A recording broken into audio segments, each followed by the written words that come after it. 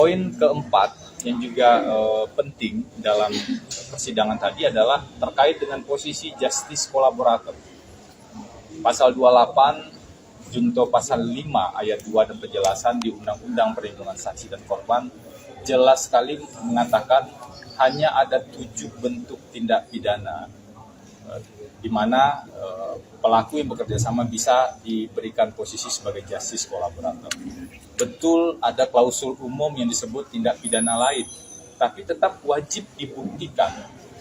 Wajib dibuktikan adanya akibat terhadap keselamatan jiwa seorang GC tersebut.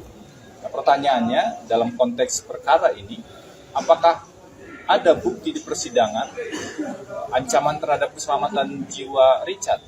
Sama sekali sebenarnya tidak ada. Justru di bukti digital forensik yang dimunculkan, bukti komunikasi misalnya, melalui saluran komunikasi, itu terkonfirmasi bahwa komunikasinya tidak ada ancaman sama sekali sebenarnya terhadap Richard, dari siapapun, termasuk juga dari Pak Ferdy Sambo.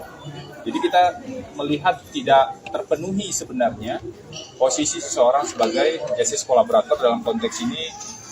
Richard yang juga jadi terdakwa dalam perkara yang lain.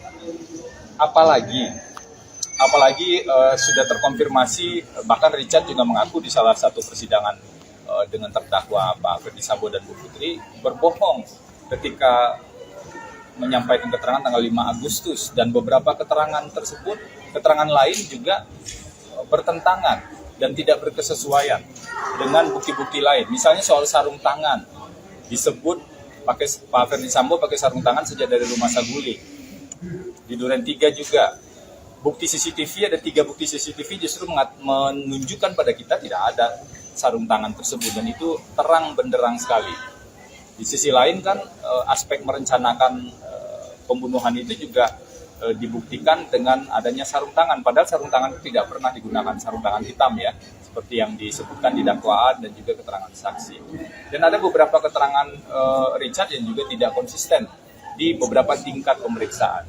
Nah, pantaskah orang yang seperti itu, orang yang pernah berbohong dan tidak konsisten, itu diberikan posisi sebagai justice kolaborator? Nah, itu tentu menjadi pertanyaan, dan kembali kalau menurut ahli tadi kembali pada pertimbangan hakim. Jadi kalau kita mengacu pada surat edaran Mahkamah Agung yang memutuskan posisi seseorang sebagai justice kolaborator dan kemudian memberikan keringanan, itu adalah majelis hakim, bukan lembaga lain. Mengusulkan boleh-boleh saja. Jadi yang memutuskan di persidangan adalah majelis hakim, sehingga kalau diputuskan ya, maka bisa diberikan keringanan.